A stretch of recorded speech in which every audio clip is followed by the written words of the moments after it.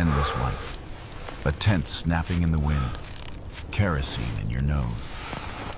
So how did Victorian explorers sleep in the Arctic and wake up with fingers that still worked? It wasn't luck. It was a puzzle. A shelter shaped to choke the wind. A hollow cut so the cold falls somewhere you aren't. Layers arranged in an order that feels wrong until it saves you.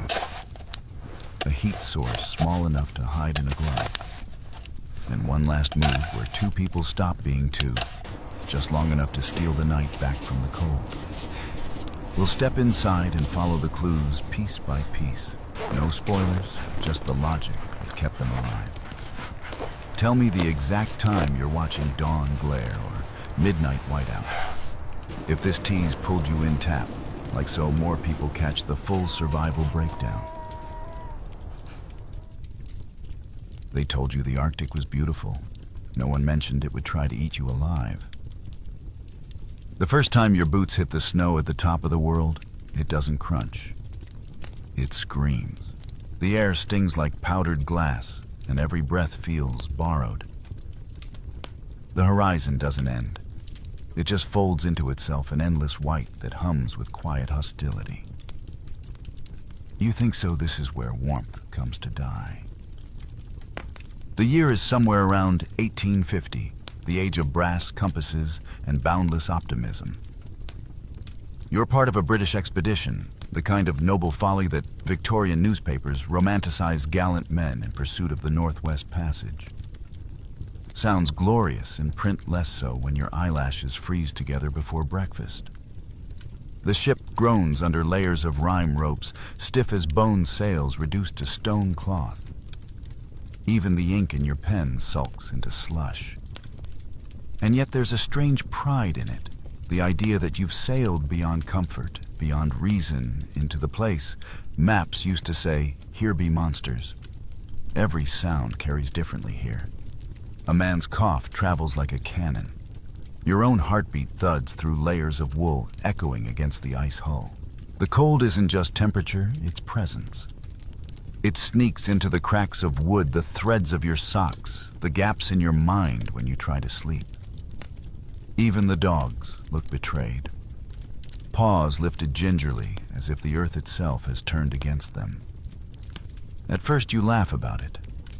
Just a bit nippy, someone says, teeth clattering like dice. But the jokes fade fast. You discover that cold has stages. First it bites, then it whispers, then it steals.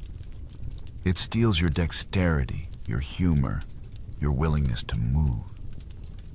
It starts making decisions for you, like when to stop tying knots or when to blink slower. You learn that survival here isn't about strength. It's about surrendering gracefully to discomfort without letting it own you. Every explorer keeps a private ritual for staying sane. Some whistle, some talk to their beards. You write letters to a fiancé who'll never see them because the ink freezes before you can finish your name. Evenings are a strange theater of endurance boots, steaming by the stove, men arguing about nothing because silence feels heavier than frost. You stare at the ceiling of your cabin boards, crusted with ice filigree, wondering how one sleeps in a place where breath turns solid. You try everything, piling blankets, sleeping beside barrels, even tucking your hands into the armpits of the man next to you, which, let's admit, feels less heroic and more desperate. Some nights, the wind howls so loud, it sounds like the ghosts of past expeditions warning you off. Other nights, it's perfectly still, and that's worse. Because stillness means the temperature has dropped again. And then there's the strange beauty of it. The sky isn't black, it's navy velvet, laced with cold fire. The stars look close enough to crack your teeth on. Ice ridges gleam like cathedral glass, and for a moment you understand why so many men came here willingly. The Arctic seduces with purity. It's a blank world that makes you feel both infinite and irrelevant. Do you know what's worse than freezing? Knowing that back home someone's writing about you in warm ink, calling you brave. They have no idea that bravery here smells like damp wool and whale fat, that it looks like men spooning for warmth under a flag of ice. They'll carve your name into marble if you die. But they'll never carve the truth that the hardest thing isn't the cold. It's trying to sleep while pretending you're not afraid. You lie there, eyes open in the dark, listening to the groan of timbers and the pulse of your own body heat ebbing away. Somewhere outside, a chunk of ice calves with a thunderous crack like the world splitting open. You tighten your blanket, pull your knees to your chest, and tell yourself, just until morning. But morning here is a flexible concept. Sometimes it doesn't come at all. Morning arrives like a rumor rather than a fact. The Arctic doesn't care about your clock. It spins on its own schedule if it bothers spinning at all. One day, the sun forgets to rise. Another day, it forgets to leave. You start to wonder if time itself froze somewhere between latitude and lunacy. When you first lose track of night and day, it feels harmless, an explorer's quirk. A few weeks later, it feels like madness. Your sleep cycle dissolves. You nap when your body gives up. The ship's bell rings, but it's meaningless. The doctor calls it polar desynchronization. You call it being permanently jet-lagged without the luxury of Paris at the other end. You lie awake under frost-stiff blankets, eyes open to the dull glow of an eternal noon or the infinite dusk of a sun that never returns. Sometimes you dream, sometimes you just hallucinate in the shape of dreams. At first you try to impose structure. Lights out at 10, someone declares as if light takes orders. But candles don't last long, and whale oil lamps give off a greasy smoke that makes you cough black. Eventually, you give up pretending. Men sleep at odd hours, face down on charts, in hammocks swaying like meat hooks, or hunched over mugs of tea gone cold before the first sip. There's a kind of democracy to exhaustion, everyone equally defeated. You notice strange things when sleep starts slipping through your fingers. Footsteps sound slower. The ship's creaks seem to form patterns, like the hull itself is breathing. Sometimes you swear you hear your own thoughts echo back. Other men hear voices too. Franklin's lost crew once reported that the ice itself whispered. You don't laugh at that anymore. When the world gives you nothing to measure time by, your mind fills the gap with ghosts. The few hours you manage to rest are shallow and strange. You drift off thinking you're back in London, only to wake with your beard rimed in frost. Sometimes you dream of fireplaces so vividly, you wake up reaching for heat that isn't there. A few men have been caught pressing their faces to lanterns in their sleep. The burns look like medals. You start making small bargains with the dark. Let me dream 5 minutes, you think, and I'll face another day. The dark doesn't negotiate. It just wraps tighter around your cabin, thick as wool swallowing sound. On rare clear nights, the stars glow low and hard, like sparks off an anvil. The aurora dances green and pink across the horizon, a kind of celestial taunt. Beautiful, yes, but beauty at -40 feels like mockery. How do you even rest when your own body betrays you? Your heart slows to save warmth. Your muscles twitch in their sleep, trying to keep blood moving. You wrap scarves over your mouth so your breath doesn't freeze your mustache to your pillow. You learn to sleep half upright because lying flat feels like inviting the ice to settle on your chest. Some nights you talk to yourself just to stay human. Still here, you murmur, testing your own voice. One man begins reciting Bible verses, not from faith, but from habit. Each syllable a small rebellion against the silence. Another keeps a diary written entirely in shorthand. When they find it later, every page is smudged with condensation turned to ice. Even the dogs begin to dream strange. You hear them whimper through the night legs, twitching as if chasing phantom seals across snowfields that exist only in memory. Maybe you're doing the same dreaming of warmth you'll never reach. You realize eventually that the worst thing isn't the darkness itself. It's the uncertainty.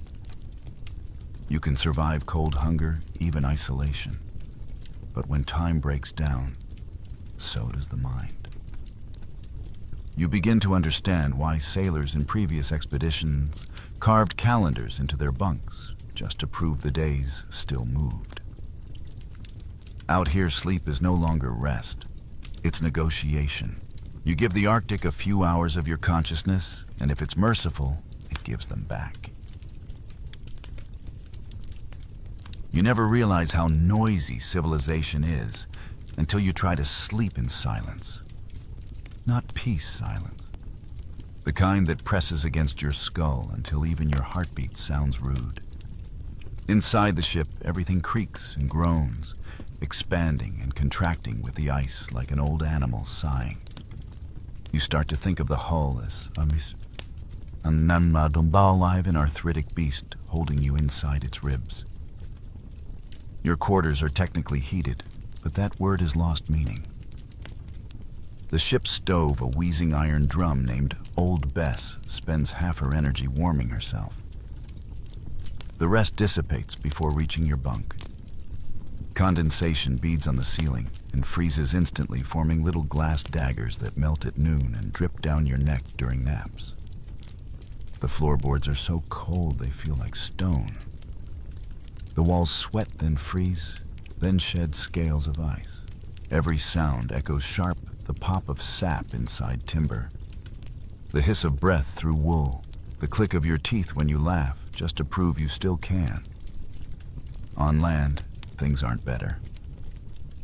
Canvas tents snap and shudder like lungs caught in a cough. The snow outside muffles everything except the wind, which screams, as if personally offended by your existence. You crawl into the tent each night, boots stiff as planks, body steaming faintly in the lamplight. The floor is a patchwork of packed snow and damp furs that smell like yesterday's hunt. Victorian explorers were nothing if not inventive.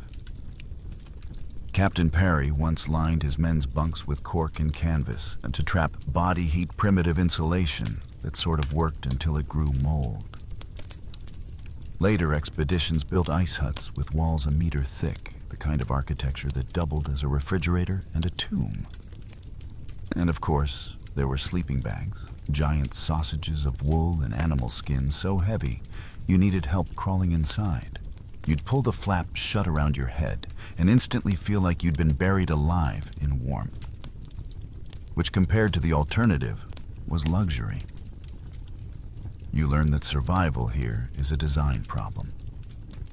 Every object has to justify its weight. A blanket is never just a blanket. It's insulation, curtain bandage, and bargaining chip. The best explorers could rig a shelter from sleds and sails. In an hour, the worst froze trying. You envy the Inuit who watch your fumbling with polite horror. They build snow houses that hold warmth like teapots, while your tent leaks it faster than you can light another candle. It's humbling, really. The empire that industrialized the world can't stop shivering in its own arrogance. And oh, the smell. No one writes about it in the reports, but everything reeks: the lamp oil, the fur, the damp wool, the unwashed bodies. You could track a Victorian expedition by scent alone. Even the ice absorbs its smoky animal, faintly human. Inside the cramped cabin, air grows so thick with breath and sweat. You could spread it on toast. You sleep cheek to cheek with men who haven't bathed in months, each of you pretending it's fine because admitting otherwise would break the illusion of heroism. Some nights you wake convinced the tent is collapsing, but it's just frost building weight. Other times the canvas groans as if whispering. You poke your head out, and the cold slaps you so hard Your eyelashes crust before you blink. The stars look close enough to stab. You pull back in a heart-pounding, grateful for even that miserable fabric between you and oblivion. It's easy to romanticize adventure from a drawing room. But try rolling over in a tent so cramped your knees hit your partner's ribs, your blanket frozen solid around the edges, your boots tucked under your shirt to keep them from becoming sculptures. Try ignoring the sound of ice cracking under your bed, like the planet shifting in its sleep. One explorer, George Back, once described his tent after a blizzard, a white oven of death. The phrase sticks with you, because out here, heat and cold aren't opposites, they're both ways. The Arctic tests your endurance, one by burning the other by erasing. You wrap yourself tighter, nose buried in fur that smells faintly of seal oil, and tell yourself the same lie every Victorian told himself before sleep. Tomorrow will adjust. You never do. If you want to survive a Victorian Arctic night, forget bravery, learn layering. The true explorers weren't the strongest or the boldest. They were the ones who treated clothing like architecture. Here's your hook out here. Warmth isn't a gift, it's a construction project you wear on your back. Every morning becomes a ritual of ridiculous precision. You start with a base layer of flannel-itchy heavy, but loyal. Over that comes a wool shirt, then a second wool shirt, because the first always betrays you. Next, a waistcoat lined with whatever fur you haven't eaten yet. Then a greatcoat thick as gilt, followed by scarves, mittens, and socks stacked in absurd multiples. There's a reason Arctic men walked like penguins. They were wrapped tighter than mummies. Of course, layering isn't just fashion, it's engineering. Air trapped between fabrics becomes insulation. It's the difference between feeling cold and becoming it. Wool, for all its stink, keeps heat even when wet. Cotton, that smug staple of empire, kills. It soaks, freezes, and turns your chest into a tombstone. That's a lesson many learned the hard way. Some even wrote in their journals, "If only I had worn less civilization and more common sense."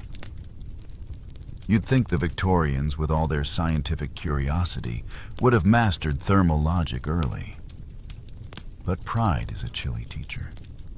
Early expeditions brought dress uniforms, brass buttons, and starched collars, as if Arctic frost cared about rank. Captain John Ross's crew once wore naval blues, so stiff they cracked at the elbows. Later, humbled by frostbite, they begged to trade with Inuit hunters for fur parkas and sealskin boots. Practicality finally won where prestige failed. The Inuit, patient and amused, showed them how layering was an art form. Inner garments of caribou fur with the hair facing inward. Outer layers reversed hair out to trap snow. Boots lined with dry grass for insulation. Every piece breathable, adjustable, and most importantly, dry. You could run, hunt, or sleep without sweating into your own coffin. Compare that to a British sailor's wool, which trapped moisture like a sponge and turned to ice armor by nightfall. You start to understand why the Empire needed lessons from the people it ignored. But even with the best system, comfort is relative. You can wrap yourself in every animal north of Norway and still feel the cold in your bones. That's because heat leaks through the smallest openings. The collar gap, the sleeve cuff, the buttonhole. So you plug them all. You tuck scarves into hats, hats into hoods, gloves into sleeves, until you resemble a stuffed chair. Your reflection in a block of ice might look heroic, or maybe just absurd. Hard to tell when your eyelashes are frosted white. And sleep. That's the final test of layering. You don't just climb into bed. You stage an operation. First, you dry what you can over the stove, socks, mittens, the patch of blanket that feels less like cardboard. Then you build the bed animal skin on the bottom, wool, and the middle fur on top. If you're lucky, someone heated a stone in the fire and slipped it inside your bag. It gives off a faint warmth, like holding onto a memory. You lie down fully dressed, because undressing means frostbite. The trick is to trap your body's last sigh of warmth and never let it go. Of course, mistakes happen. A wet sock forgotten by the fire turns into a sculpture. A misplaced glove becomes useless before morning. Once a young sailor named Frederick tried to sleep bareheaded just for a change. He woke with his hair encased in ice so thick it clinked when he moved. He kept the clump for weeks, showing it off like a medal. Every expedition has a moment when layering becomes obsession. You dream about fabric. You argue over mittens. You measure your success, not in miles covered, but in toes still attached. When you peel off your coat in the rare warmth of the galley, steam rises like an exorcism. For a few minutes you feel almost human again. But the Arctic always wins around eventually. No matter how many layers you wear, it finds a seam, a gap, a careless fold. It slides in like a rumor and makes itself at home.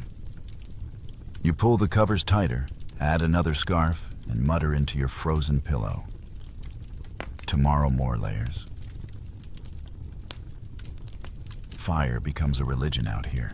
Every night the expedition worships at its tiny altar a sputtering stove, a lantern halo, or a lump of blubber blazing like slow lightning. In the Arctic, the line between warmth and death is about the width of a candle flame. You learn quickly that heat is never free. Whale oil, seal fat, and coal are currency more precious than gold. One careless spill or wasted wick could mean frostbitten mornings for weeks. Lighting the stove is a ceremony. You kneel before it, coaxing the flame like a nervous animal. The metal hisses, expands, and releases a smell so thick you could chew it. Some nights the smoke doesn't rise, it hangs like a ghost, deciding whether to stay. On ships trapped in ice stoves become moody companions. They roar too loud, then fall silent, sulking. Men argue over whose turn it is to feed them. The air fills with soot, the ceiling blackens, and yet you love that grime. It means life. You sleep closer to the stove than to any friend. Some nights you wake coughing, half choked by fumes, but refuse to open a vent. Better poisoned than frozen. That's the logic of the Arctic. When rations run low, fuel turns into philosophy. You debate the ethics of burning whale fat. Are we heating our soup or cooking our luck while pretending the smoke doesn't smell faintly like despair? Others scrape candle wax into tea for calories. Someone jokes that you've invented the first British latte. No one laughs long. Laughter burns oxygen, and you can see your own breath curling out like white ink in the lamplight. There's an art to balancing heat and suffocation. Too much fire and you wake to dizziness. Too little and your breath freezes into crystals that rain on your face. The trick is to create a microclimate, a word explorers toss around like a prayer. A warm pocket of survivable air inside a wooden box, surrounded by nothingness. Captain Crozier, ever the pragmatist, once described it as living in a well-insulated coffin. He wasn't wrong. And yet, despite the danger, fire seduces you. Its crackle sounds like company. You catch yourself staring into it for hours, hypnotized the way city people watch clocks. When you finally lie down, the orange glow paints your face in flickering gold. Shadows move along the ceiling, turning your crewmates into restless silhouettes. It's not peaceful, but it's something close. There's one night you'll never forget, the blizzard that killed the stove. The chimney, clogged with ice smoke, filled the cabin, and panic spread faster than fire ever could. Men hacked holes in the walls with knives just to breathe. When it cleared, the cold rushed in, pure and merciless. You remember the sound of frost forming a faint crackle like sand poured over glass. By dawn, the blankets had stiffened, and the stove sat dead in the corner, coated in silver frost. You rebuild it, of course. The Arctic gives no second chances, but you take them anyway.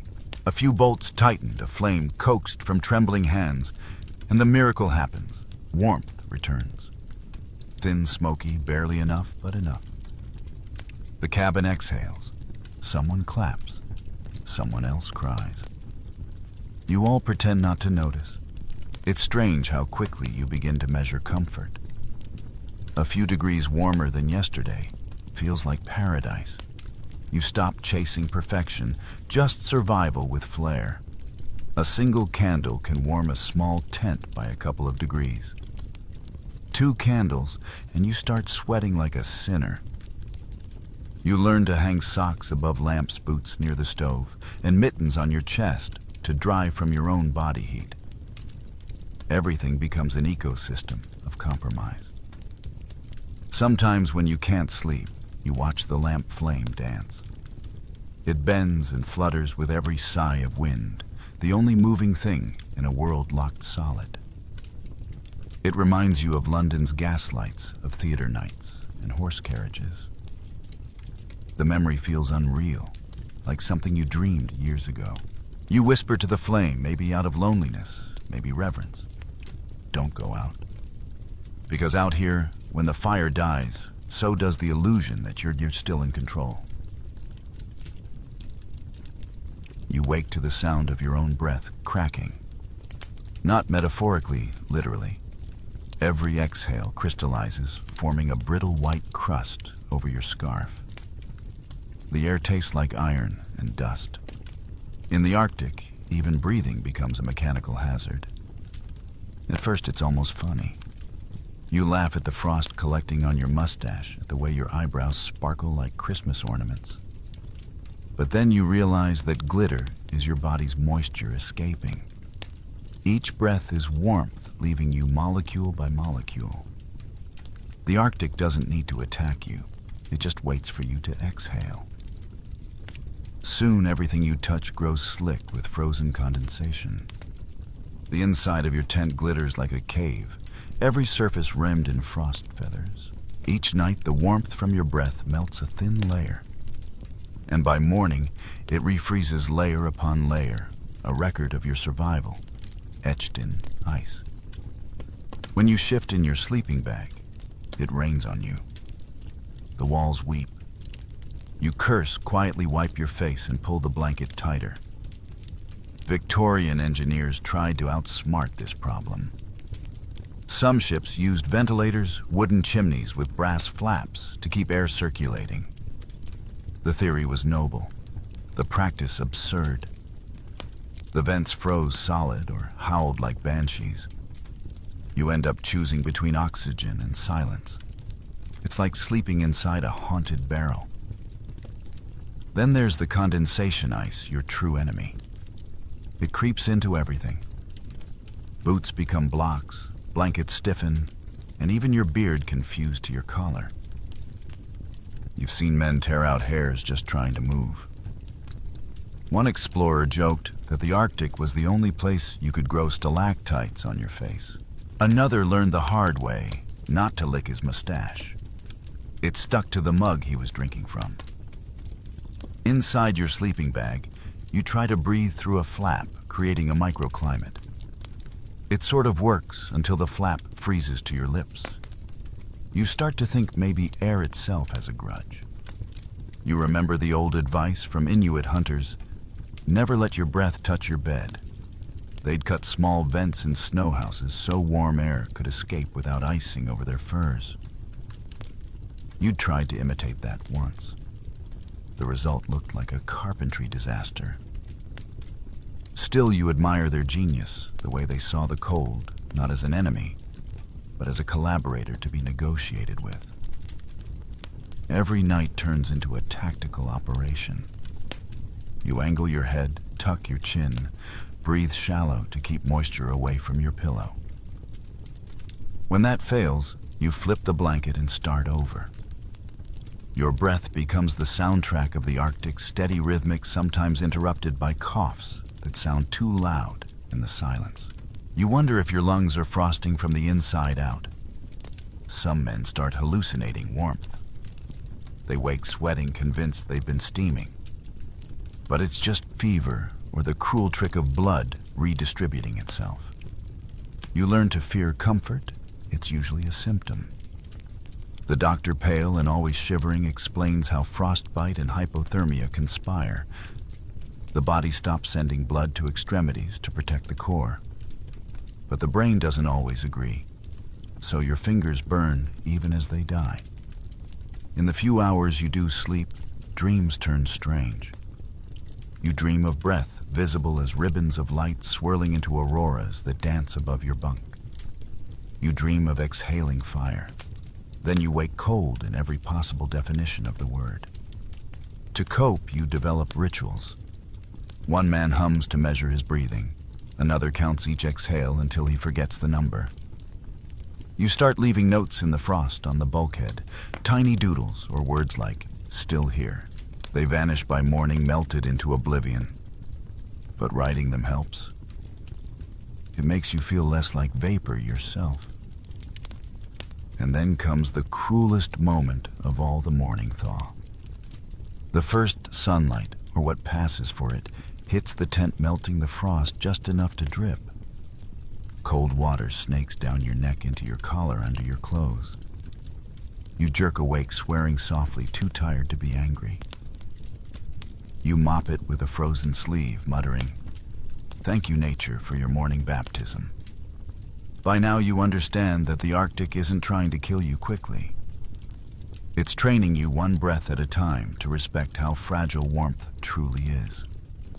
You lie back, watch your breath rise in the dim air, and think about London again, where people waste heat by opening windows. You'd laugh if your lips weren't frozen shut. Hunger doesn't arrive in the Arctic. With drama, it sneaks in quietly, disguised as tiredness. But soon, your body starts whispering a terrible truth. You can't sleep when your stomach is eating you from the inside out. At first, it's manageable. The rations are planned, labeled, counted with Victorian precision. You have salted beef ships, biscuit, tinned soups, maybe a barrel of preserved carrots if you're lucky. Tea, of course, always tea. The British answer to despair. You chew your meals with the discipline of ritual, pretending they taste like something other than salt and regret. But as the weeks stretch and supplies dwindle, meals shrink and appetites grow louder. You wake in the middle of the night, stomach growling like a small animal. You try to sleep it off, but your body rebels. It starts imagining food: roasted goose, dripping pudding, beef tea, steaming in fine porcelain. You remember dinners in London where plates clinked and servants refilled without asking. Now you'd trade your captain's journal for a stale crust and not blink twice. Starvation changes your sense of time. Every hour becomes an interval between one ration and the next. You find yourself measuring days, not by sunlight, but by biscuits. Men talk about food with the seriousness of religion. You overhear arguments about recipes, menus, the texture of imaginary pies. It's not madness, it's coping. Hunger turns everyone into poets of appetite. The Arctic doesn't help. Everything outside is food for something else, but not for you. The seals you once hunted now vanish into holes faster than bullets. Snow hides the fish, the birds have gone south, and the dogs start looking at you with mutual suspicion. You don't dare look back too long. The line between companion and ration is thinner than decency admits. History remembers these moments in footnotes. Rations reduced, men in poor condition. But those sterile phrases don't capture the tremor in your hands as you gnaw on a strip of frozen leather just to trick your jaw into thinking it's eating. They don't describe how your tongue swells from salt or how your gums bleed from scurvy. No one back home wants to imagine a hero chewing on his own gloves to keep sane. Sometimes when the hunger gets loud enough, you hallucinate. You see tables set with white cloth, smell roasted meat that isn't there. One sailor swore he heard the clink of silverware echoing across the ice. You almost believed him. Another man, delirious, kept thanking his mother for the bread pudding she served him, even as he lifted handfuls of snow to his mouth. You let him eat. What harm could pretending do? The ship's doctor, hollow-eyed and trembling, prescribes warm broth that tastes of melted fat and despair. You drink it anyway, grateful for anything that reminds your throat what swallowing feels like. When you finally drift to sleep, it's not rest. It's a negotiation between exhaustion and emptiness. You dream of feasts that never end. Then you wake, and your stomach groans like an old door. Captain Franklin's men once tried making soup from their candles, boiling the tallow until it turned the color of guilt. Others scraped the grease from lamp chimneys and mixed it with crushed biscuit. You do the same. Hunger kills shame faster than cold ever could. You even catch yourself planning meals aloud. Tomorrow, if we find a seal. As if speaking it might make it real. And yet, amid the misery, there's humor. Weak, cracked humor, but humor nonetheless. You make jokes about Arctic cuisine. You toast each other with mugs of lukewarm water. Someone declares a 5-star meal tonight, snow lightly seasoned with air. Everyone chuckles, because if you don't, you'll cry. Laughter doesn't fill the stomach, but it fills the silence. Sleep becomes a battlefield. You try lying still, but your stomach cramps like a clenched fist. You curl tighter, pressing your knees to your chest, willing yourself to drift off. Sometimes you count heartbeats instead of sheep. Other times you listen to the groaning timbers and pretend they're purring. You wonder what warmth tastes like. Hunger and cold start blending into one sensation, a deep, hollow ache that becomes your constant companion. You'd think exhaustion would overpower it, but no. The body refuses to sleep deeply when it thinks it's starving. So you hover at the edge of dreams, half awake, half gone, haunted by phantom meals.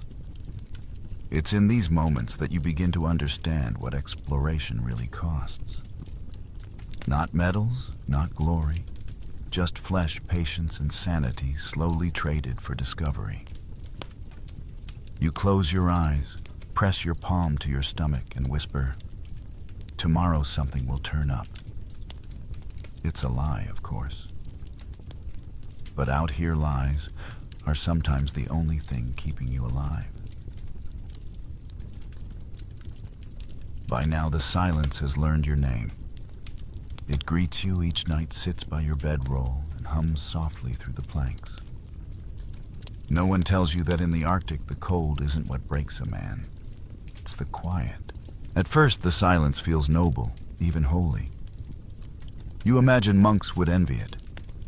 But after weeks, that holiness curdles. You begin hearing things that aren't there. Whispers, footsteps, a bell that never rings. The doctor calls it isolation fatigue. You call it the moment you start talking back to your own thoughts. You share the ship with other men, but conversation has thinned. Words turn brittle in the air. Some men stop speaking altogether, retreating into mutters and stares. You see it in their eyes, that pale, glassy distance. They look like they're watching something just beyond the bulkhead, something you can't see. Sleep is no refuge. The creak of timber turns into voices. The wind becomes a choir. You dream of laughter that stops mid-breath, of men sitting upright with eyes open, frost glittering on their lashes. One morning, it isn't a dream. A sailor named Morley doesn't wake up. He looks peaceful, as if he simply fell asleep and forgot to return. No one says the word death. You just lower your voice like speaking too loud might summon it again. The routine continues because it must. You light the lamps, measure the rations, mark the temperature. But something invisible has shifted. Even jokes sound forced now. The laughter comes too quick, too bright, like matches struck in the dark. One man insists he hears music violins, faint and distant. Another keeps rewriting his will, in perfect copperplate, as if the act itself wards off fate. Sometimes you catch your reflection in the ice. You don't recognize it. The beard, the hollow eyes, the face carved down to intent. You've become part of the ship, another piece of wood creaking in the cold. You try to remember how it felt to wake up warm, to have a choice about comfort. You can't. During long nights when sleep won't come, you listen to the others breathe. It's a strange comfort proof that life persists in small sounds. But even that fades as the expedition shrinks. Scurvy, frostbite, despair, they work quietly. A cough here, a fever there, and suddenly a bunk is empty. You stop asking who's missing. Counting hurts more than not knowing. There's a rhythm to decline. First, the restless pacing. Then the long stares. Then the strange calm, the moment when a man decides he's finished pretending. You can always tell.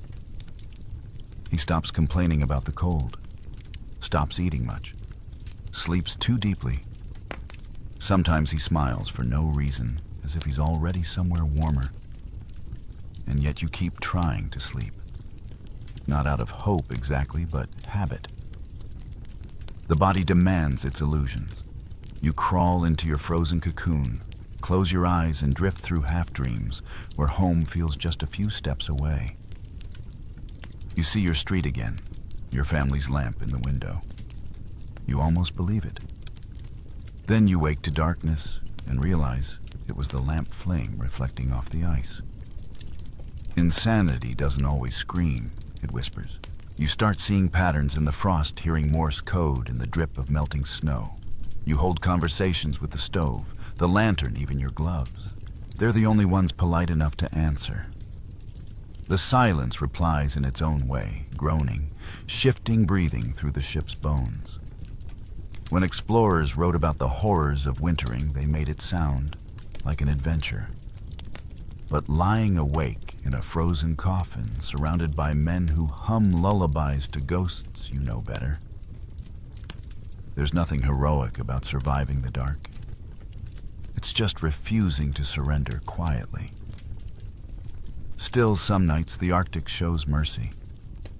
The sky clears and the aurora ripples green and violet across the horizon. The men step outside, silent faces turned upward.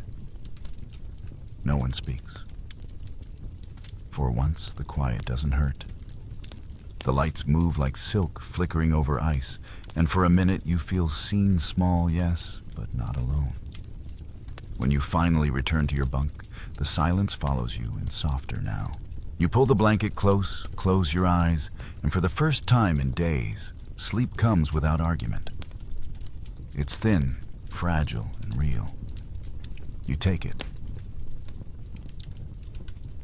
You'd think by now there'd be nothing new left to learn about survival. But desperation is the best inventor the Victorian age ever produced. When the Arctic runs out of mercy, men start making their own. Everything becomes an experiment. Someone claims sleeping with a hot rock inside the blanket keeps you warm longer. He's half right. The other half ends in a burn the size of Greenland. Another man swears by stuffing his boots with moss. It works until the moss freezes into 2 small glaciers attached to his feet. Then there's the snow sauna, a mad scheme where they heat rocks, bury them under snow, and lie over the top like human dumplings. It lasts about 3 minutes before someone screams, "It's melting my trousers," and the camp erupts in laughter that sounds too close to crying. These moments, half genius, half insanity, are the only sparks of creativity left. The Arctic strips you bare until necessity becomes imagination. Even garbage turns valuable. Scrap tin becomes soup bowls. Rope frays into tinder. Bits of fur are stitched into patchwork mittens that look like something out of a taxidermy nightmare. You improvise everything because supply ships don't visit imagination often. The legends of these inventions linger long after the expeditions vanish. There was Captain Neres, who built ice walls around tents to deflect the wind, an idea borrowed from Inuit practice, but refined with British stubbornness. It worked barely. The men called it sleeping in a freezer to stay warm. Then there was Francis Crozier, who lined sleeping bags with sailcloth to trap body heat. Ingenious until condensation froze it solid, and he had to be cut out in the morning. Still, every failure teaches something. You learn the value of stillness, of breathing slow to conserve energy. You learn how to share heat without shame. Two men zipped into one sleeping bag, back to back, pretending it's purely strategic. You learn that the human body is the most reliable furnace ever made, as long as pride doesn't blow it out. Even the myths that arise are part of survival. Someone swears rubbing snow on frostbite helps. It just grinds the tissue into ice dust, but no one corrects him. Hope, too, is insulation. You start believing in lucky charms, in rituals, and the small comforts of nonsense. One sailor ties a ribbon around his wrist before sleeping, convinced it keeps nightmares away.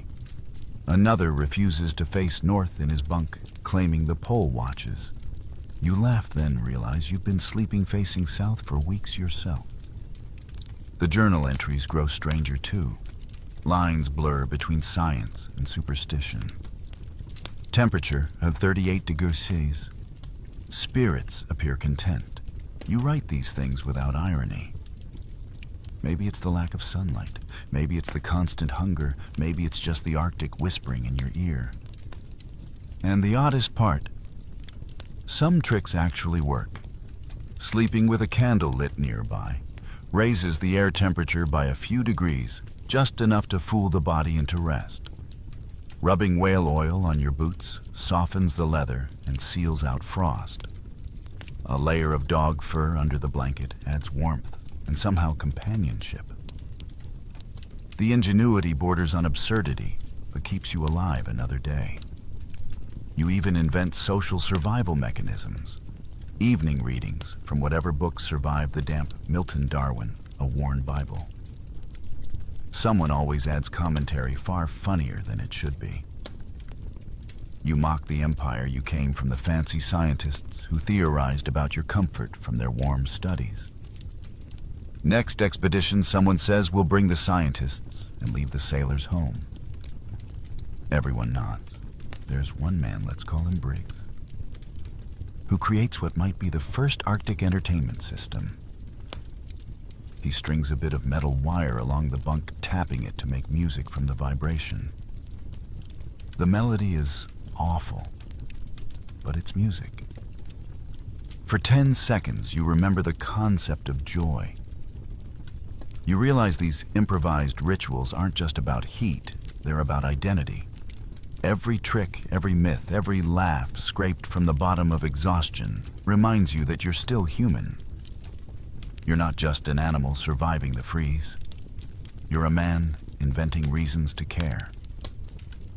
You fall asleep that night with a warm rock near your feet, a candle flickering dangerously close to your blanket, and a half-melted chunk of whale fat in your pocket, your personal toolkit of questionable miracles. And for the first time, the cold feels less like an enemy and more like an uninvited teacher. Somewhere above, the aurora stirs faintly, like a curtain lifting on the final act. Tomorrow you tell yourself you'll come up with something even smarter. You probably won't. But the thought alone is enough to get you through one more night. They say men went north to find the pole, but the truth is simpler. They went to meet the sky. And one night, under that alien canopy of green fire, you finally understand why. You've been living in the half-light for so long that the sudden clarity feels unreal. The air glows with a soft hum, as if the stars themselves are whispering. The aurora stretches across the horizon like a slow-moving sea green, folding into violet, dissolving into gold. The snow catches every flicker, turning the world into a cathedral built of light. You forget the hunger, the frost, the bruises that never heal. For a moment, you're just small and awestruck beneath a sky that looks alive. It's quiet, not the dead quiet that weighs on your chest, but a living silence full of pulse. You can almost hear the crackle of electricity in the air, faint as static on an old radio. The men stand around you, faces, lifted frost glittering in their beards. No one speaks. There's nothing to say. The Arctic, which has taken so much, finally gives something back: wonder. You think of home, of warm sheets and ticking clocks, of people who sleep without thinking about it. They'll never understand what it means to earn a night's rest. They'll never know the sacred luxury of warmth that isn't stolen or begged for. You almost pity them in the gentlest way. Later, when the lights fade, you crawl into your sleeping bag one last time. The fabric feels softer tonight, not because it is, but because you are. You've stopped fighting the cold. You've learned to move with it like a partner in a slow, endless dance. You tuck your hands under your arms, breathe slow through the flap, and listen. The ice creaks, distant, rhythmic, almost musical. It sounds like the world breathing. Sleep comes quietly, without struggle. You drift through half-dreams of everything you've survived. The frozen decks, the coughing men, the stink of oil lamps, the laughter that cracked and died in the dark. Each memory flickers, then fades, replaced by the shimmer of green light against snow. You feel yourself dissolving into the rhythm of the Arctic itself, still slow, eternal. And then, something strange happens. You stop feeling cold. Not in the dangerous way, this isn't hypothermia's trick, but in the way you stop noticing gravity. You belong to the place now. The air that once stabbed now strokes. The frost that once bit now sparkles. The Arctic hasn't softened. It's you who has adjusted, who has learned its language of patience. You remember a line from an explorer's journal you once read before the voyage? To sleep beneath the aurora is to be measured against infinity. You used to think it was poetry. Now you realize it was truth disguised as verse. The aurora returns briefly just before your eyes close. A thin ribbon this time curling over the tent like a benediction. It feels like applause from the universe. Or maybe just a reminder that beauty was always part of the bargain. You smile faintly, the frost catching at the corners of your lips. Tomorrow will come, or maybe it won't. But tonight, you've mastered the impossible art of sleeping in a place that doesn't forgive. You've learned that survival isn't conquest, it's conversation. You've learned that warmth isn't found, it's remembered, shared, imagined. As you drift deeper, the Arctic hums around you, and you realize the great irony of it all. After months of running from the cold, it's the cold that finally lulls you to sleep. But peace in the Arctic never lasts long. For every night of fragile calm, there comes a day when the ice reminds you who owns it. The next morning, the quiet breaks not from wind, but from a deep growl rolling across the white horizon. That's when you learn the Arctic's most ancient rule: never turn your back on a polar bear. White silence presses on your ears until you begin to wonder if sound itself has frozen. The air is so clear it almost rings a kind of glass you breathe through. And then there it is.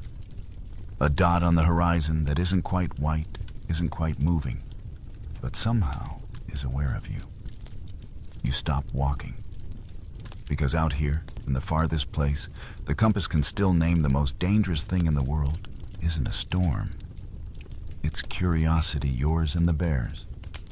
You trudge forward anyway, because that's what explorers do, keep walking toward the thing that might eat them. The snow crunches like paper underfoot. Your breath fogs the air in slow ribbons, and the ice creaks deep beneath your boots, reminding you that everything here, ground, sea, sky, is temporary. No tree to break the wind, no rock to hide behind, just a flat white world where distance and danger blur together. The north feels empty, but you'll learn soon that it's anything but. This is where men like William Parry, Fridtjof Nansen, and the doomed crew of the Erebus and Terror once set out with noble dreams of discovering lands the Inuit had known for centuries. They brought brass instruments, silver cutlery, and wool uniforms so thick they could barely move. What they didn't bring, because no one told them, was humility. And humility is the only thing that can save you when the top predator of the Arctic decides you look interesting. It's funny, every Arctic expedition started with grand speeches about glory and ended with diary entries that sounded like apologies. The early explorers often wrote about the beauty of the bear. They called it majestic, almost royal. They didn't know that in the bear's dictionary, the word for majesty is spelled with claws. When those same men wrote their last lines, their handwriting shook not from cold, but from knowing that beauty can stalk. You move through a fog of frozen mist, your eyelashes crusted in tiny chandeliers. Every few minutes, you think you see something movement in the white. But then again, maybe it's just the air itself playing tricks.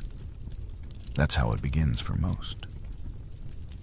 A shape glimpsed too late. The bear doesn't charge like a lion. It drifts closer like a rumor. Its paws are wide as dinner plates, spreading weight so evenly it can pad across thin ice without breaking it. And if you're thinking you'd hear it coming, think again. A polar bear can sneak up on a seal from 100 meters away without making a sound. Compared to that, you might as well be ringing church bells with every crunch of your boots. The wind shifts. The smell of human sweat, canned meat, and paraffin oil rides across the flat world like a signal flare. Somewhere behind that veil of snow, the bear lifts its head. Its nose twitches once, twice. It already knows more about you than your own expedition diary ever will.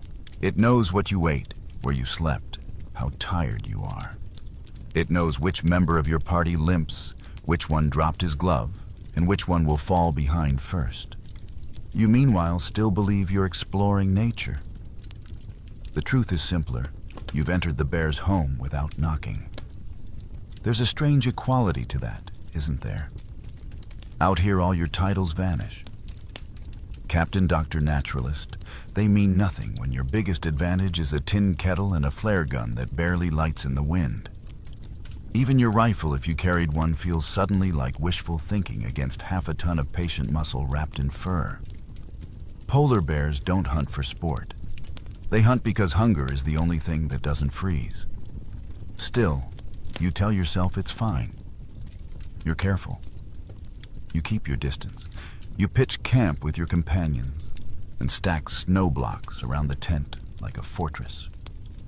Someone makes a joke how you're safer than a seal tonight. You laugh because the alternative is imagining what happens if the bear decides to test that theory. There's a moment before fear, a stillness so deep you almost don't recognize it. You hear nothing but your skin tightens, as if it remembers something your mind forgot. The air tastes metallic like the breath before lightning. And then somewhere in the dark, the faintest sound, a slow exhale. You're not alone. You never were. People often think polar bears roar, but they don't. They huff, they grunt. Sometimes they moan softly like a sigh under the wind. The first explorers described that sound as a ghost behind the ice. Imagine lying in your tent, your lamp flickering, and hearing that voice right outside, low, steady, curious. It's not angry. Not yet. Just evaluating. You reach for your flare, your heart drumming in your ribs, but you pause. The silence has weight now, like something sitting on your chest. You realize that every myth about this place, the sea monsters, the cursed ice, the ghosts of lost crews might have started with that same sound. The slow breath of a predator big enough to knock over a sledge like a toy. You hold your breath listening. The bear sniffs again, and for a second the canvas of your tent darkens where its shadow passes. Just an outline, soft and white, in the glow of the lantern. The great Arctic King has arrived, and your expedition has just been promoted from exploration to menu. By morning, the world looks harmless again. The snow gleams like spilled milk under a pale sun, and for a moment, you can almost convince yourself the shadow last night was a dream. Almost.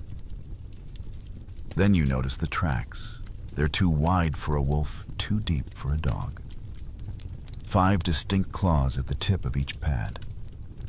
You kneel down and touch one with your mitten, still sharp-edged, not softened by wind, fresh. Every expedition has this moment of realization when the landscape stops being romantic and starts being personal. You used to think of the Arctic as a backdrop for adventure novels. Now it feels like a chessboard where you're the slowest piece. The others in your team joke about it because that's what people do when fear starts pacing in their minds. Probably just sniffed the camp and left, someone says. Sure, just a polite house call from a half-ton neighbor. You follow the prints because of course you do. Curiosity is the oldest addiction of explorers. The tracks wander across the ice like a riddle, sometimes vanishing into blown snow, then reappearing on a ridge. They seem almost playful, looping and zigzagging. Then you notice something chilling. They're not heading away from camp, they're circling it. You remember the old Inuit warning you heard at a trading post? When a bear walks a circle, it's not lost, it's thinking. You start noticing signs everywhere now. The half-buried fish barrel torn open at the edge of camp. The sled dogs whining into the wind. The smell faint, musky, but unmistakable. A blend of sea and blood and fur. It's strange how quickly your senses sharpen when you realize you might be on the menu. Historical journals describe this moment again and again. In 1773, Captain Constantine Phipps wrote of an enormous creature that appeared most inquisitive. The crew thought it was harmless until it walked straight toward them, ignoring shouted warnings. They fired a musket. The bear didn't even flinch. Another shot, another miss. By the time it reached the ship's rail, its claws were already on the deck.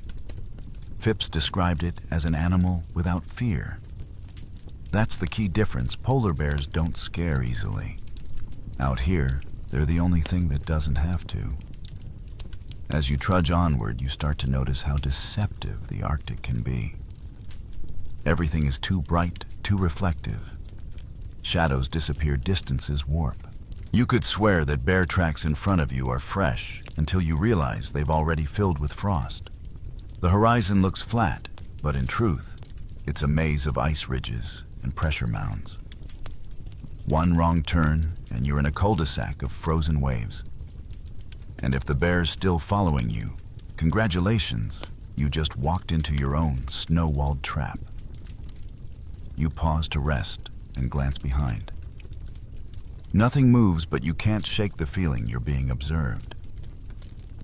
You recall stories of explorers who thought the same until they caught sight of a white shape matching their pace across the ice. The bear doesn't rush. It doesn't need to. It's patient like hunger itself. At one point, you spot what looks like a white boulder. You blink. It's gone. You rub your eyes, blame the glare, But deep down, you know the Arctic loves this kind of joke. It's not the first time the landscape has disguised its most dangerous resident. In 1897, members of André's balloon expedition, yes, the one that literally tried to fly over the North Pole, wrote about a moving hillock. By the time they realized what it was, their rifles were jammed from the cold. They survived the encounter barely, but their later notes describe the sensation of being prey under glass. You try to imagine what it feels like for the bear. To see a group of loud, clumsy creatures stomping around, dropping scraps smelling of oil and fear. You probably seem like the Arctic equivalent of an all-you-can-eat buffet. And yet, the animal doesn't rush to attack. It studies, tests, waits. Scientists today call it investigative behavior. Explorers used to call it being sized up. Same idea, different century. There's something almost human in the way a polar bear hunts. It calculates risk. It learns from failure. A failed strike today means starvation tomorrow, so it doesn't waste effort. That's why most attacks happen when a bear's sure it can't miss. Maybe that's what makes this kind of fear so unique. You're not facing a wild outburst, but deliberate intent. A sudden gust of wind erases the trail ahead. You stand still, snow biting your cheeks, realizing how alone you are. The Arctic doesn't echo. It swallows. Even your own breath sounds like someone else's. Somewhere beyond the white glare, the bear could be lying low, its fur blending perfectly into the snow. The only color that gives it away is the black of its nose, and even that it hides with a paw when it stalks. Think about that. A predator smart enough to camouflage its breathing. You head back toward camp, heart pounding, pretending the crunch of your boots is the only sound that matters. Behind you, the wind whispers and the snow drifts close over your trail as if the world is tidying up after you. Later that night, when the cold clamps down and your breath frosts on your sleeping bag, you'll dream of circles of something walking them around you, step by silent step, waiting for you to move first. It takes only one morning of false calm before you finally see it. The owner of those tracks, the shape behind the rumors. The bear. You're not ready, not really. No one ever is. It appears like a trick of the light at first, as if the snow itself were gathering into form.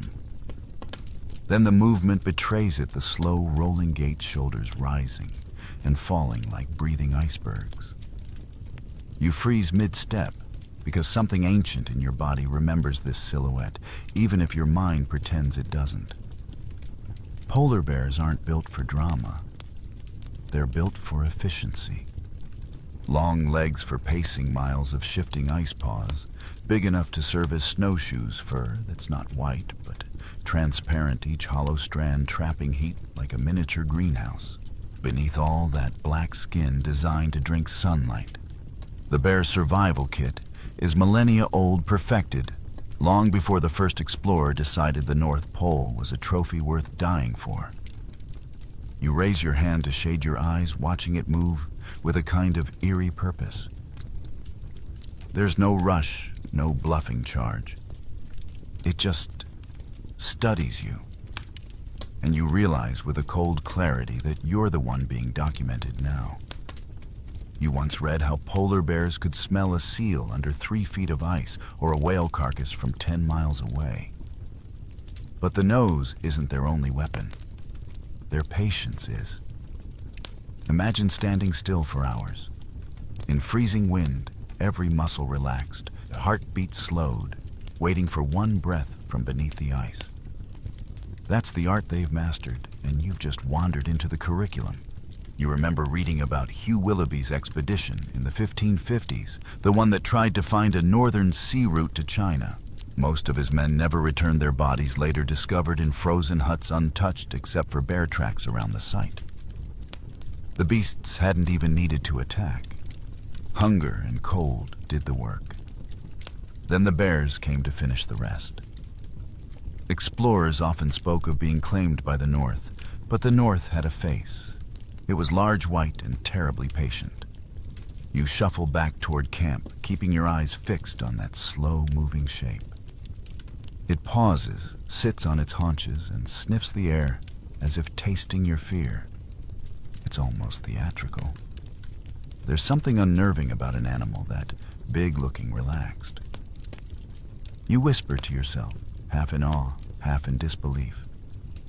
How does anything this massive move so quietly? You could try to scare it, but there's a reason the Inuit never wasted effort shouting. Their wisdom came from living with the bear, not against it. They said the Nanook, the polar bear, was a spirit of both worlds, land and sea, the hunter who judged men by their courage. A coward's scent, they believed, attracted it faster. You wonder what your scent says about you right now. The bear lowers to all fours and starts moving again, this time at an angle not directly toward you, but not away either. It's a loop, a casual arc. You realize what it's doing, testing the wind. The air carries your smell straight to it. Another lesson in humility: you're no explorer here, just an odor on a breeze. You try to remember the safety advice you heard in port: make noise, wave your arms, look big. Easy to say when you're not staring into an apex predator with eyes like twin oil lamps. Out here, everything official feels laughable. You can't outshoot it, outrun it, or outstare it. Your best weapon is luck, and luck's never been a reliable travel companion. It's strange how slow fear can feel. You'd think it would be sharp, urgent. But in the Arctic, fear stretches drawn out like taffy over hours of watching, waiting, pretending you're invisible. You hear your companions inside the tent, oblivious, boiling coffee, joking about frostbite, while you stand outside in the great silence, praying the bear decides to go somewhere else. It does eventually. It turns, lumbers away with the unhurried indifference of something that knows it'll get another chance. You stay frozen until the horizon swallows it, then finally exhale the sound trembling out of you like a cracked flute. That should be the end of it, right? One encounter, lesson learned, story to tell. But no polar bears don't just vanish from memory. They return often, literally. Some explorers swore the same bear followed them for bends appearing on distant ice ridges like a ghostly punctuation mark. Later, when the Arctic wind picks up and snow begins its slow, hypnotic drift, you catch yourself glancing over your shoulder. Once. Twice. You imagine those black eyes watching you even now from behind a rise, measuring, deciding. Modern biologists might call that paranoia. But the early explorers had a more poetic term, the feeling of being in someone else's dream. The truth is, you've stepped into a food chain that doesn't recognize heroism. Out here, the bravest explorer and the weakest seal are made of the same thing: meat and mistake. The bear doesn't hate you. It doesn't admire you. It simply obeys the oldest rule on Earth: if it moves, it might feed you. If it bleeds, it's dinner. You start back toward camp, the horizon shimmering with low light. The sun hanging like a coin barely above the edge of the world. Behind you, snow fills the prints you left one by one, until it looks as if you were never there at all. And maybe that's how the Arctic likes it. No witnesses, no credits, just the quiet partnership of predator and prey taking turns pretending to be the one in charge. It begins with a scream that sounds too short to be human. Just a single burst, sharp clipped, and then nothing. The kind of silence that makes the hairs on your neck rise, because you know it's not the good kind. You stumble from your tent boots, half-laced, and see chaos in the lantern light. The camp that looked so orderly last night now looks like a child kicked it apart. A torn canvas flaps like a flag of surrender. One sled dog's harness lies empty, snapped. And in the middle of it all, tracks. Big ones. No explorer ever plans for the moment, when the bear stops circling and starts walking straight in. The first thought is always disbelief.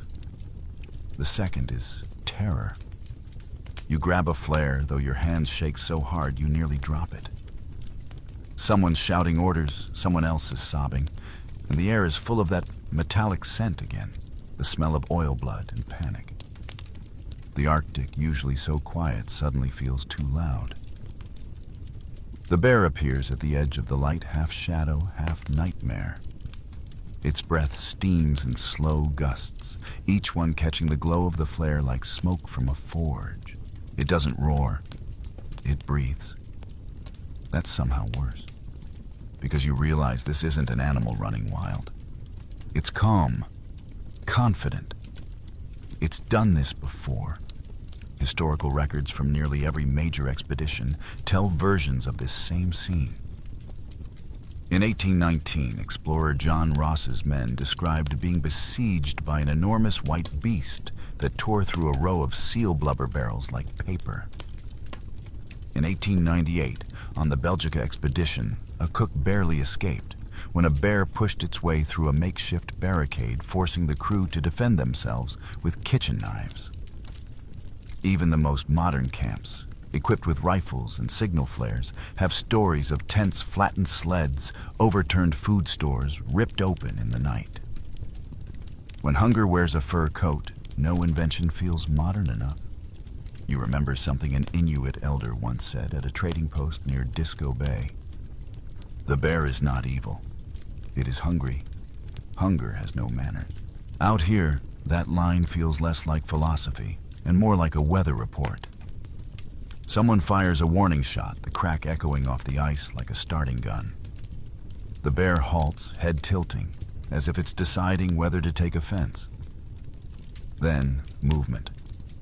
It charges. Not fast at first, just a low, rolling thunder of muscle and snow. You've never seen anything that big move with such terrible focus. The flare flickers, the dogs howl, and suddenly, you're in a different kind of history, one they never draw on the maps. You grab a tin pot, bang it like an alarm bell. Another flare hisses to life, bathing the scene in red. The snow glows like molten iron. You see the bear's eyes catch the light amber for an instant, then gone. It veers off at the last moment, maybe startled, maybe just testing your nerve. It crashes into a supply tent, shredding canvas and scattering biscuit tins like confetti. Every explorer swears they'll react bravely. But the truth is, courage sounds an awful lot like panic when it's 30 degrees and you can see your own breath shaking. One of your crewmates, a young surveyor named Hartley, grabs a torch and waves it wildly. Back, he shouts, voice cracking. The bear turns its head, eyes narrowing. For a second it looks almost irritated. Then it swats. The torch flies 20 feet. Hartley doesn't. The rest of you stand frozen because instinct tells you movement means attention. The bear sniffs once more, huffs and lumbers away, dragging a sack of dried fish like it's earned a prize. No one speaks for a long while. You just listen to the sound of your heart and the soft hiss of falling snow. Later, when the camp is patched up and Hartley's arm is bandaged with a strip of parka, someone tries to make a joke. It falls flat. The laughter freezes halfway out of your throats. You all know this isn't over. A bear that's tasted human food will return, always. Modern wildlife researchers confirm what explorers learned the hard way. Polar bears remember. They track scent trails days after first contact, revisit abandoned camps, even lift snow blocks to check old caches. A 20th century trapper once called them the accountants of hunger. They never forget a debt. And right now your camp owes one a meal. You lie awake that night staring at the thin canvas between you and the freezing dark. Every sound becomes a possibility. The crack of ice, the flap of a tent, the sigh of wind that sounds too much like breathing. You wonder if the bear is still nearby, just outside the light, sitting in the snow, watching the same stars you are. You picture it tilting its head, curious, intelligent, alive, in a way that feels uncomfortably close to human. What does it think of you, a noisy intruder, a walking ration? Or maybe just another animal that doesn't belong here anymore? The thought is absurd, but you can't shake it. Because somewhere deep down, between your heartbeat and the whispering snow, you realize that the Arctic doesn't hate you, it simply doesn't care. Morning breaks like glass, sharp, cold, and strangely beautiful. The air tastes cleaner after chaos, as if the wind itself wanted to erase the memory of last night. You step outside to find a perfect stillness again, only this time it feels staged, like the world's holding its breath, waiting to see if you'll do something stupid. And of course someone does. There's always one. Every expedition has a scientist the kind who believes curiosity is armor. Ours is Dr. Evans, naturalist and enthusiast, who keeps a neat journal full of sketches and poetic observations. He's convinced the polar bear isn't an enemy, but a misunderstood wonder. We must study it up close, he insists, warming his hands over a stove. To understand it is to survive it. You want to believe him. You really do. But after last night's siege, his optimism feels like lighting a candle in a hurricane. The man spends the morning preparing traps, not to harm, just to observe. Fish oil bait a mirror plate to attract attention, a camera rigged to a string. It's all very civilized, very scientific. You watch him walk out toward the ridge, notebook tucked under one arm, his breath rising like smoke signals. The bear's tracks have faded overnight, but you know that means nothing. The Arctic is good at pretending it's empty. You think of all the explorers before Evans who thought the same way. The 19th century Swedish zoologist Anders Retzius once wrote that polar bears had a gentle curiosity. Gentle, he said, because he'd only seen them from a ship's deck. On land, curiosity is less gentle. In 1917, naturalist Herbert Ponting tried to photograph one for Scott's Antarctic exhibition. He got his shot, but also nearly lost his hand when the bear came closer than the lens could handle. Curiosity might build science, but it also fills graveyards. Hours pass. Evans doesn't return. At first, no one panics. He's probably sketching cataloging snow algae, arguing with a bird about taxonomy. But then, the dogs start whining. Not barking, whining, low and anxious, as if they can smell the next chapter before you can. You grab your rifle and head toward the ridge. The sky above is white on white horizon erased, and the only guide you have are faint impressions in the snow. One human, one far larger.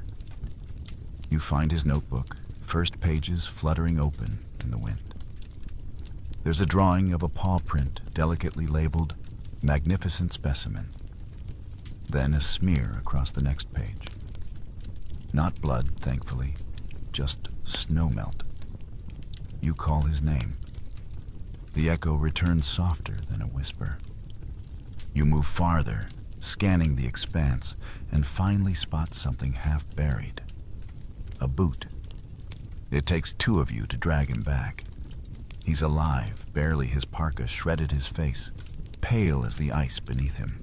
The doctor opens his eyes, long enough to mumble, "It wasn't angry, just curious." Then he faints again, and you all understand that in the Arctic, curiosity has claws. Later, while the medic stitches him up by lantern light, you leaf through what's left of his notes. The last entry reads, "Observed subject at 30 paces. Behavior deliberate, not aggressive. Seemed to test the distance between us. Intelligence remarkable." There's a small sketch beside it, the bear's face. Even in rough pencil, the expression is unmistakable calm, knowing almost disappointed. You can't help but think of how explorers kept chasing these encounters, as if danger itself were proof of progress. Maybe that's human nature building theories out of near-death experiences. Evan survives, but his obsession doesn't fade. The next day, he's already dictating new observations from his cot, voice shaky but determined. "We've learned something invaluable," he says. "They don't attack without reason." You want to argue, but part of you knows he's not entirely wrong. The bear didn't hunt him out of malice. It was testing boundaries, the same thing humanity's been doing since we stood upright. At dinner, the camp feels smaller. Everyone eats in silence, listening for sounds beyond the canvas walls. Every so often, the wind shifts and you swear you hear something heavy moving out there, crunching softly through snow. Maybe it's just the ice shifting. Maybe not. Evan smiles weakly. "It's watching," he says, half to himself. "It remembers me." That line stays with you, because you realize that in some strange way, every explorer who meets a polar bear leaves a mark not just on the landscape, but in the bear's mind. These aren't random collisions between species. They're two forms of curiosity colliding head-on. The only difference is that one writes books about it, and the other leaves footprints that melt by morning. Outside, the stars burn sharp as broken glass, the aurora twisting like slow green fire. The Arctic looks peaceful again, as if nothing ever happened. But you've learned to distrust that calm. Out there somewhere, a bear pauses mid-step, lifts its head to the wind, and remembers the scent of ink, sweat, and fear. And just like that, the experiment isn't over. It's waiting for its next data point, you. You wake to a sky the color of pewter and a silence so deep it feels padded. The storm from the night before has passed, and everything it touched is buried under new snow, except a strange shape a few hundred yards from camp.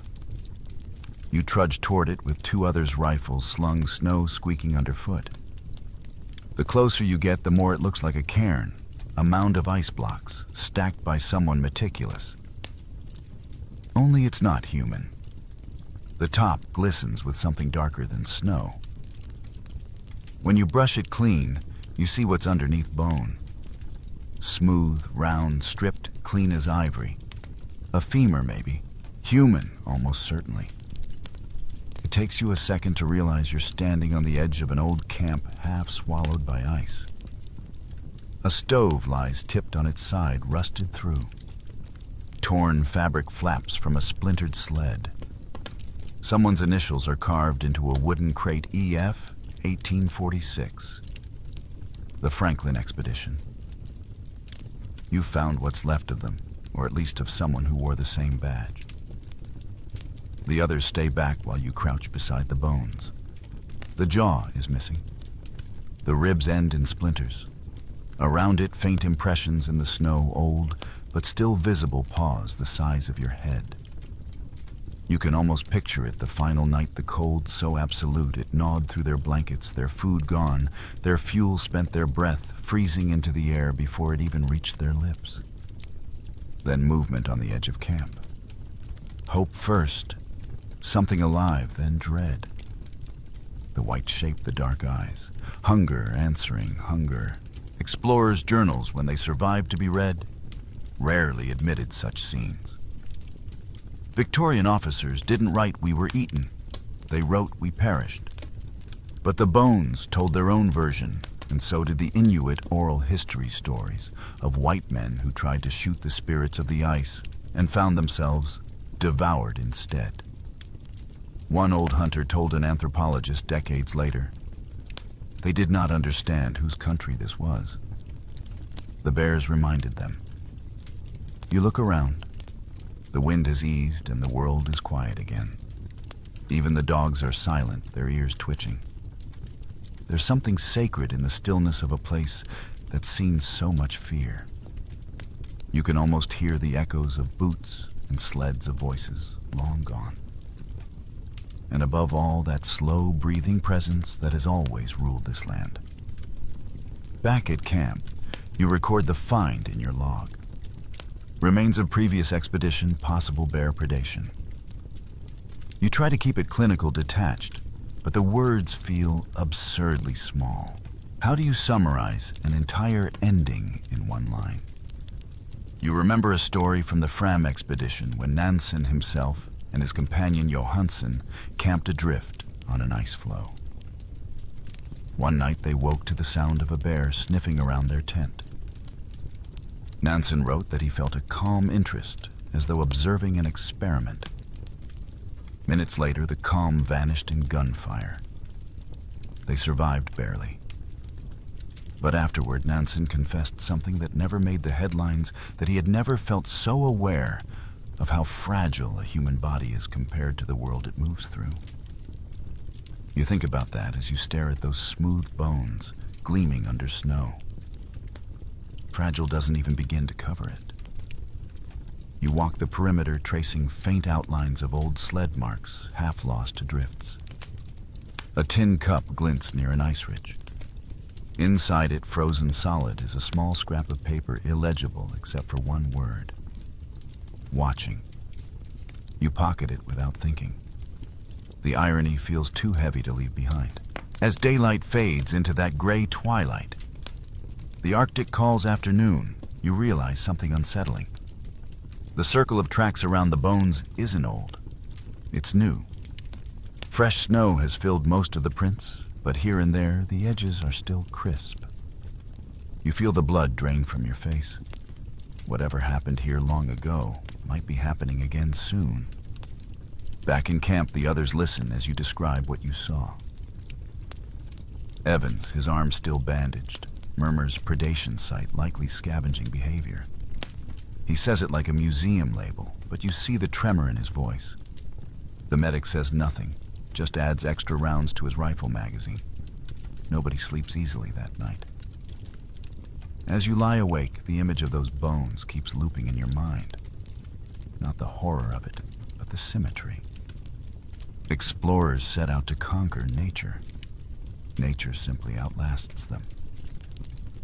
You think of the men who died here, of how their ambitions froze into relics, while the bears kept living unbothered, untamed. Maybe that's the cruel joke of history. The creatures we call beasts never need to write journals because they never forget. Outside, the wind lifts a fine spray of snow that sparkles like powdered glass under the moon.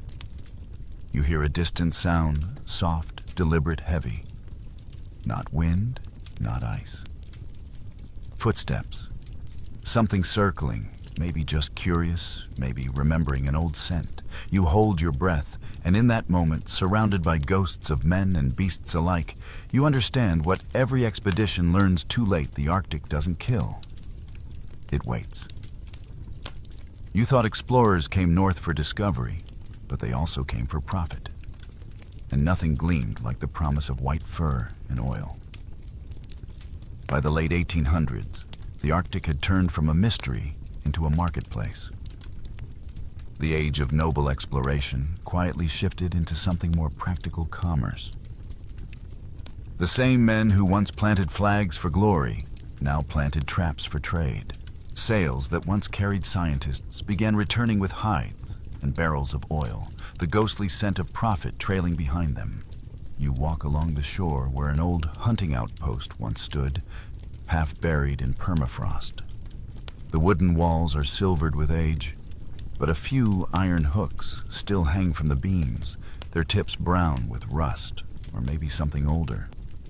You can almost hear the bustle of those 19th century crews, men hauling carcasses onto ice-boiling blubber in great iron pots, smoke rising into the frozen air. They told themselves it was survival. They called it necessity. But somewhere between hunger and greed, the line blurred. Polar bear pelts were worth a fortune. In London or Copenhagen, a single flawless hide could buy you a townhouse. Wealthy families spread them across parlors, a luxury only slightly haunted by the thought of the animal it once was. The irony. Many of those rugs were bought by patrons who financed the same expeditions that had nearly been eaten alive by the bears they now decorated their floors with. History apparently loves a bad joke. The bear, once an object of terror, became an object of trade. Its liver rich in vitamin A, its fat rendered into oil for lamps, its meat fed to dogs or desperate men. The white ghost was now an industry, and explorers adapted fast. Some captains made extra money by selling pelts on the side. Others justified their hunts as scientific sampling. If you wrote the word research in your logbook, it could excuse almost anything. Standing there, you can almost imagine the smell. The heavy, greasy smoke of boiling fat, the crackle of fire on ice, the metallic tang that clung to every glove and beard. It must have been unbearable. Yet they endured because a ship heavy with hides meant a warm retirement. A man could face death for science once, but for money, he'd face it twice. The Inuit watched all this with quiet confusion. To them, hunting was a dialogue, a gift given and returned, never wasted, never excessive. Killing more than you could use wasn't bravery. It was imbalance. The elders called the bear Nanook, the great one who decided whether a hunter deserved luck. To kill without respect was to invite starvation. But to the Europeans, that warning sounded like folklore. They believed in markets, not spirits. There's a story about an English trader named Samuel Hearne, who, while mapping the Canadian North in the 1770s, shot a polar bear for sport. His guide, an Inuit man named Matanebi, refused to eat with him afterward. "You killed without hunger," he said. "Now, you have hunger that will never leave you." Years later, Hearne's trading post burned down and he died broke. Coincidence, maybe. But stories like that tend to stick in lands where every breath is borrowed. You trudge past the ruins, finding scraps of barrel iron and a few broken bones, gnawed clean. Even profit couldn't protect the hunters.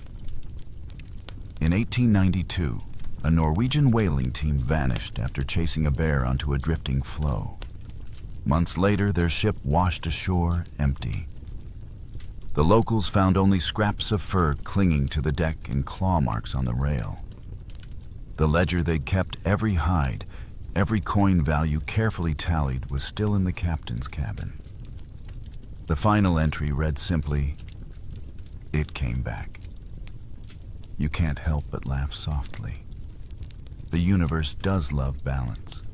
Every pelt sold, every skin stretched on a wall, it all carried a kind of invisible interest. And the Arctic always collects. Today, when you see those sepia photos of smiling men beside lifeless bears, it's easy to forget the context. Most didn't die of heroism, but of hunger, frostbite, or the slow rebellion of their own guilt. They came to the ice thinking they were masters. But you can't master a mirror. And that's what the bear really is, a reflection of human appetite painted in white. The next time you spot a photograph of an explorer draped in furs, remember this. He probably earned it twice. Once with a gun, and once with regret. Because even in the frozen ledgers of history, the columns of gain and loss always find their balance. You sit down on a drifted crate, watching your breath rise into the cold. Somewhere far off, a bear pads across the same ice that once carried trade ships and traps its paws, falling where coins once clinked. And you think maybe that's justice. The empires have melted, but the bear still walks. The Arctic isn't the same anymore. The maps still draw it in blue and white, but the reality looks closer to gray and grief. The ice that once trapped whole expeditions now melts so quickly that ships glide where sleds once died. You stand on the deck of a modern research vessel and look out at a sea that shouldn't be liquid yet. It smells wrong, saltier, softer, sadder. And floating on a distant floe, thin as a dinner plate, is a bear that looks less like a hunter and more like a ghost. That's the twist no one expected. The revenge of the white ghosts isn't fangs and claws. It's hunger turned inside out. The bears are starving. The ice they once ruled has turned unreliable, breaking beneath their paws before they can reach the seals below. You see them wandering farther inland now, into fishing camps, garbage dumps, even Arctic towns. They shuffle through refuse like thieves in their own kingdom ribs, visible under fur that used to shine like ivory. If this were one of those 19th century expeditions, the explorers would have written something poetic about the tragic decline of the noble beast. But standing here, you know this isn't tragedy, it's consequence. Centuries of burning drilling, spilling, the same hunger that drove men north for pelts and profit, now melts the ground beneath both their descendants and the bears. Scientists call it habitat loss, a term as bland as dry toast. Locals call it something different. In parts of Nunavut, they say the bears have become the walking ghosts. There's a story from Kaktovik about one that wandered into town so thin its fur hung loose like an old coat. It pawed at a fish rack, then just sat down exhausted. The villagers didn't shoot it. They stood at a distance and sang softly an old tune for departing spirits. That's how respect looks when it's mixed with helplessness. You think back to those early explorers writing about beasts that haunted the night. The irony stings. The beasts were just living. It's the humans who've become the haunting now. Our exhaust in the clouds, our heat in the currents, our fingerprints melting into the Arctic snow. The bear is still the symbol of danger, but not because it's killing us. Because it's dying by our design. You remember watching footage one evening, long after leaving the field, a bear swimming for miles across open water, searching for ice that no longer existed. Scientists tracked it until the signal vanished. Maybe it drowned, maybe it drifted onto a new shore. Either way, it wasn't hunting, it was fleeing. Imagine that. The most powerful predator of the North, reduced to running from nothing at all. You lean on the ship's railing, the metal cold enough to bite through your glove. A few decades ago, explorers had to fight to survive here. Now the Arctic fights to survive us. It's almost funny in a cosmic way. We finally made the poles accessible, no more endless winters, no more stranded ships, and discovered we'd broken the very thing that made them worth visiting. A researcher beside you murmurs, "We call them climate refugees now." You nod though the phrase feels hollow. Refugees of what progress, comfort, greed. With a better marketing department. You picture that bear again, its eyes dull but still intelligent, scanning for a horizon that keeps running away. The explorers of old feared beings stalked. Today the bear's the one being followed by melting lines on a graph. You think of Evans, the naturalist from your own expedition now long retired. You once asked him if he still believed the bears weren't angry. He laughed softly. "Oh, they're angry now," he said, "but not at us." At the silence, it took you years to understand what he meant. Anger without voice is what extinction sounds like. The sun dips lower, staining the sea with copper light. Somewhere nearby, a bear snorts on a floe, shaking water from its fur, still holding on to instinct, as if it could outswim the century. You can't decide whether to admire it or apologize to it. Maybe both. Because when people talk about revenge of the white ghosts, they miss the point. It isn't about them attacking us. It's about us living long enough to feel the absence we caused. The ship engines hum. Ice floes knock softly against the hull like reminders. You wonder what the next generation will call this place, the Sea of Regret, maybe. Or the mirror ocean where every reflection stares back with fur and famine. For now, the Arctic still breathes shallow and uneven, like a patient you don't know how to help. The bears still walk thinner, but defiant, scavenging from our leftovers, haunting our settlements the way their ancestors haunted our dreams. And in that haunting, you finally understand something simple and cruel. They've become us. Desperate, clever, restless, and starving for what's already gone. You sit by the dying camp stove one night, flame flickering low when an elder from a nearby Inuit settlement visits. His parka rustles softly as he enters the smell of wood smoke and seal oil, clinging to him like history. He doesn't bother with introductions, just sits across from you and says, "You've seen them." You nod. Of course you have. He means the bear. The ghosts. He reaches into his pocket and pulls out a small carved figure bone, polished smooth by years of handling. A bear, its head bowed, a tiny human carved on its back. "Nanook," he says. "The bear carries our luck. When he is gone, so is ours." The words land heavier than any scientific report you've ever read. You realize this man doesn't speak of extinction. He speaks of balance. You ask him what the old stories say about the bear. He smiles faintly, the kind of smile that knows too much. When a hunter takes a bear, he must hang its skull where it can see the sea. So its soul finds its way home.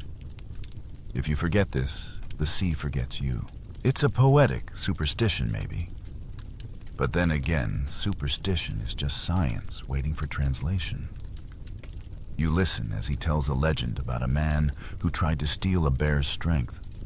The man wore its skin, walked on all fours, mimicked its growl.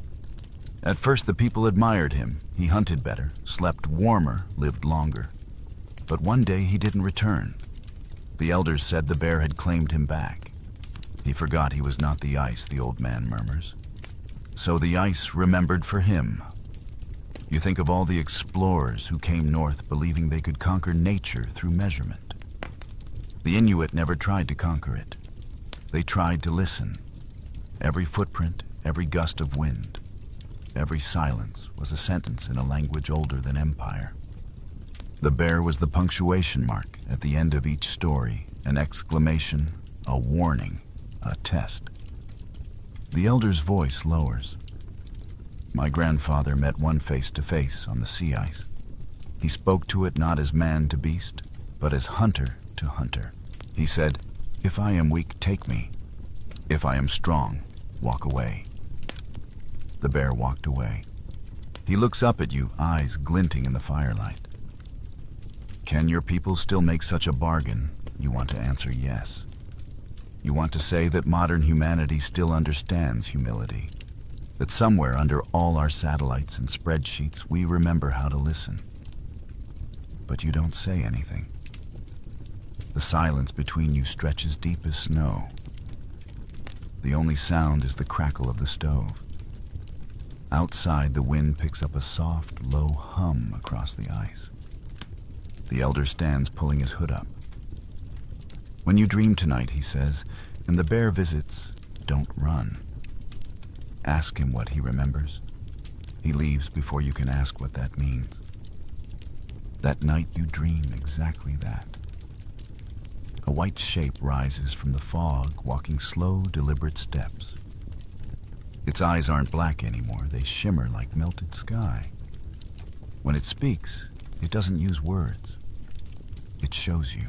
You see sentries collapsing like thin icemen in wool coats aiming rifles, barrels of blubber burning ships, stuck and groaning under pressure ridges. You see the bear's view, the flicker of camps, the sudden roar of fire, the scent of metal and fear. And then finally, you see now melting ice, hungry cubs, the sea swallowing shorelines. When you wake, the stove's gone out, and the tent smells of frost. Evans is snoring softly. The dogs are silent. You lie there staring into the dark, trying to decide whether the dream was memory or message. Maybe both. By morning, the elder is gone, leaving only the carved bone bear on your table. You pick it up, run your thumb over the smooth curves. It's warm, impossibly, as if it's been in someone's hand for a long time. You slip it into your pocket. Not as a souvenir, but as a confession. Because now you understand something the explorers never did. The Arctic doesn't need our discovery. It needs our remembrance. You step outside, and for a moment the wind stills. On the far ridge, you think you see movement, 4 legs, a low white form, head turning toward you. Maybe it's real. Maybe it's not. Either way, you bow your head. Not out of fear, but recognition. The hunter, the hunted, the historian, they've all been the same thing all along. The Arctic ends not with a roar, but with a breath that fades into memory. You stand at the edge of the world where sea meets sky in a perfect blur of pale silver. The ice beneath your boots hums faintly as if alive, whispering the last notes of a centuries-long song. This is where the stories end, the explorers, the hunts, the hunger, the myths. Every footprint has melted, every name carved into a barrel or bone, now smoothed by frost. What remains is the sound of wind over endless water, carrying the memory of everything that came before. You close your eyes and imagine them the first explorers pushing north sails, stiff with rime hearts, swollen with the illusion of conquest. You picture their journals, pages curling in the cold, their final entries trembling into silence. Then the bears, vast, watchful, unhurried, slipping between light and shadow as easily as ghosts. The Arctic swallowed them all, without cruelty, without celebration. Just inevitability. The sun here never truly sets. It just drifts sideways, as if too tired to disappear. You can feel the cold crawling into your gloves, an old familiar weight. Somewhere beneath the ice lies every lost camp, every failed expedition, every bone that told a story. They're not gone, only archived in the permafrost, waiting for someone else to dig them up and misunderstand them again. That's what humans do mistake forgetting for discovery. You glance down and notice the tiny carved bear still in your pocket, its edges worn smooth. The elder's words echo softly. Ask him what he remembers. You lift it toward the horizon. The wind rises a low sigh that sounds almost like an answer. Maybe this is what the explorers never learned, that the Arctic never truly belonged to them. They were visitors passing through a cathedral made of light and distance, worshipping at the altar of endurance, while the priest they ignored, the bear watched from the nave. For a moment you imagine the world before maps, when the ice was eternal and the only stories were oral, spoken by firelight in igloos or on frozen shores. The Inuit didn't draw borders or claim victories. They told tales of partnership. The bear hunts you, you hunt the bear, and in that exchange, life continues. There's no villain, no hero. Just 2 forms of hunger learning to share the same silence. Now, centuries later, the balance has cracked like thawing ice. We study the bears from drones and satellites, charting their decline in PowerPoint slides. The numbers are accurate, the emotions muted. Maybe it's easier that way, to convert tragedy into data grief, into funding proposals. But out here, standing on this thinning crust of the planet, you can't pretend it's abstract. You can smell the salt, feel the soft give of the ice underfoot, hear the slow creak as the world exhales. A memory surfaces Evans. The naturalist once sang, "They don't attack without reason." You think about that now, decades later. He was right in ways he never meant. The bears never needed revenge. We brought it to ourselves.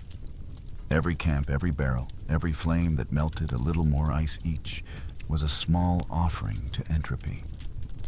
And the Arctic, polite as ever, simply accepted. You kneel and press your glove into the snow. It compresses easily fragile wet, not like the hard pack of the old days. Meltwater pools in the palm of your hand. It's so clear you can see your reflection trembling inside it. For a heartbeat, the image shifts and you see a bear's face there. Instead calm, curious, ancient. You blink and it's gone. Maybe imagination, maybe inheritance. The ship's horn calls from the distance, low and mournful. Time to go. You look back once more at the horizon, now glowing pink and gold, where the sun brushes the sea. Somewhere out there, a mother bear leads her cub across what's left of the ice paw by paw, chasing the last echo of the old world. The sight hurts in a way no frostbite ever could. You turn to leave your boots crunching over snow that will likely melt by next season. Behind you, your footprints begin to fade almost instantly, filled by spindrift and wind. It feels right impermanence as mercy. The Arctic doesn't need monuments. It needs silence. As you step onto the gangway, you glance back one last time and whisper, not a prayer, not an apology, just a truth that finally feels earned. We were never explorers, only guests.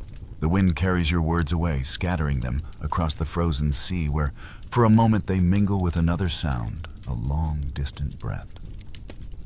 The bears. Still here.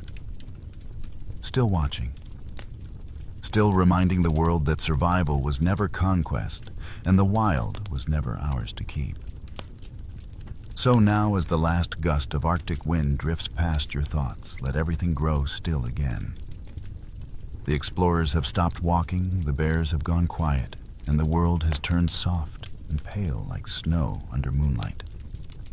The ice no longer creaks, it hums low and steady, the sound of distance falling asleep. You breathe slower, matching its rhythm.